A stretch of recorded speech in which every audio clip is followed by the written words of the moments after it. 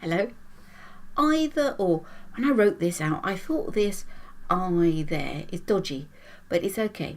I before E, except after C, when it makes an E sound. Well, firstly, it's not making an E sound, is it? It's not E, it's either. So you're fine. So all's well as ends well.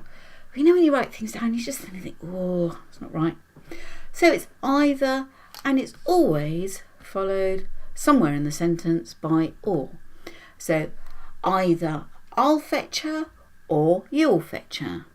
Either you wash up or I will wash up. Either he cleaned the shoes or she cleaned the shoes. Either they are going on holiday or they are not going on holiday. But you always need this or, and the kind of place that's likely to turn up is in those sneaky little clothes tests where everything seems right, but they've snuck in this or just to, or not have it there to see if they can trick you. Now you won't be tricked. See you soon.